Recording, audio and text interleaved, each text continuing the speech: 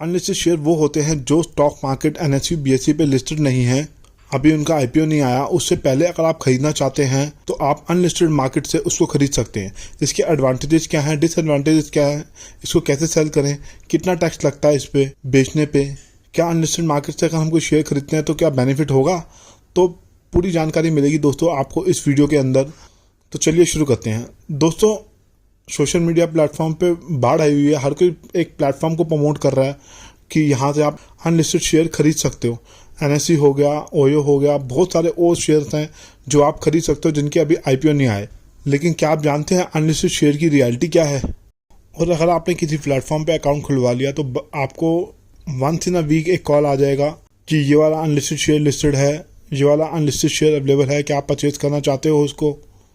तो आपको काफ़ी ज़्यादा डिस्टर्ब करेंगे वो कॉल करके अगर आपने किसी प्लेटफॉर्म पे एक बार अकाउंट बना लिया तो दोस्तों अनलिस्टेड शेयर का जो ट्रैक रिकॉर्ड रहा है लिस्ट होने से पहले स्टॉक एक्सचेंज पे, वो काफ़ी ज़्यादा प्रीमियम पे ट्रेड हो रहे होते हैं। जब किसी कंपनी का IPO आने वाला होता है तो जनरली लोग ये सोच के खरीदते हैं कि जब IPO आ जाएगा तो ये प्रीमियम पे लिस्ट होगा तो मैं ख़रीद लेता हूँ।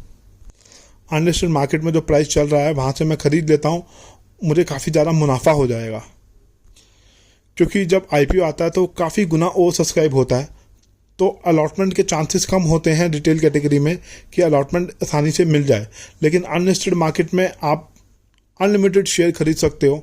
जब हम IPO में अप्लाई करते हैं तो हम 1 या 2 लॉट या 10 लॉट के लिए अप्लाई करते हैं, लेकिन अलॉटमेंट आती है हमें 1 लॉट की ही या 2 लॉट की। इससे ज़्यादा की अलॉटमेंट मुश्किल है आनी, जो IPO काफ़ी ज़्यादा ओवर सब्सक्राइब होते हैं। लेकिन अनलिस्टेड मार्केट में आप 100, 200, 1000 जितने मर्जी शेयर खरीद सकते हो, वहाँ आपको ईजिली अवेलेबल हो जाते हैं। लेकिन अनलिस्टेड मार्केट का असली सच ये है कि जितने भी अभी बड़े बड़े IPO आए हैं जैसे Tata capital, NSDL, unlisted market में जो प्राइस चल रहा था उससे 50% डिस्काउंट पे टाटा कैपिटल अपना IPO लेके आई और HDB 40% डिस्काउंट से अनलिस्टेड प्राइस में जो मार्केट चल रहा था उससे लेके आए। HDB का मैनेजमेंट का ऐसा कहना था इतनी हमारी वैल्यूएशन नहीं है, अनलिस्टेड मार्केट में जो प्राइस ट्रेड हो रहा है वो काफ़ी ओवर वैल्यूड है। तो अनलिस्टेड मार्केट से अगर आपने कोई शेयर खरीदा है या खरीदने का सोच रहे हो तो IPO आने से पहले उसको सेल कर दीजिए। तो जब IPO अनाउंस हो जाता है उससे पहले अगर आप बेच देते हैं तो ठीक है, लेकिन उसके बाद आपका लॉक इन पीरियड होता है, ये एक डिसएडवांटेज होता है। क्योंकि जब IPO आ गया तो उसके बाद 6 महीने का लॉक इन पीरियड होता है, लिस्ट होने के 6 महीने के बाद ही आप उसको बेच पाएंगे। तो एडवांटेजेस क्या है? एडवांटेजेस ये है कि कोई बहुत अच्छी कंपनी है, कोई राइजिंग ग्रोइंग कंपनी है, कोई कंपनी है, मान लीजिए अगर कोई अर्ली स्टेज में है, उसका अभी IPO नहीं आया, वो लिस्टेड नहीं है NSE BSE पे, लेकिन अनलिस्टेड मार्केट में वहाँ पे अवेलेबल है। उसमें क्या होता है, कंपनी ग्रो करेगी, सक्सेसफुल होगी, तब तक उसकी वैल्यूएशन काफ़ी ज़्यादा रिच हो चुकी होंगी। जब तक IPO की स्टेज तक वो पहुँचेगी, IPO लाने वाली होगी। तो ऐसा ज़रूरी नहीं है कि हर कंपनी सक्सेसफुल होगी, उसमें काफ़ी अच्छा रिटर्न मिलेगा। काफ़ी सारी कंपनियाँ नेगेटिव रिटर्न भी देती हैं और उसमें तो काफ़ी तगड़ा नुकसान भी होता है इन्वेस्टर को। अब अनलिस्टेड मार्केट से शेयर खरीदना कितना फ़ायदेमंद है?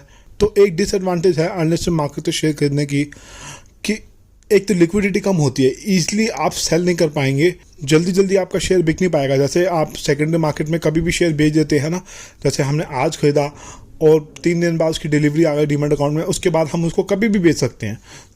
तो अनलिस्टेड मार्केट में थोड़ा डिफ़िकल्टी होती है उसको सेल करने में, क्योंकि वहाँ लिक्विडिटी कम होती है।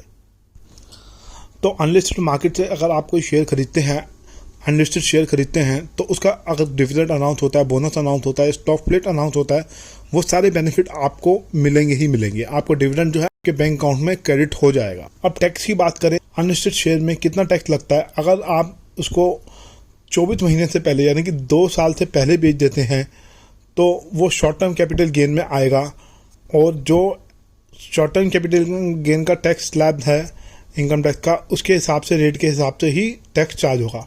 वहीं आप इसको 2 साल के बाद बेचते हैं तो ये लॉन्ग टर्म कैपिटल गेन में आएगा।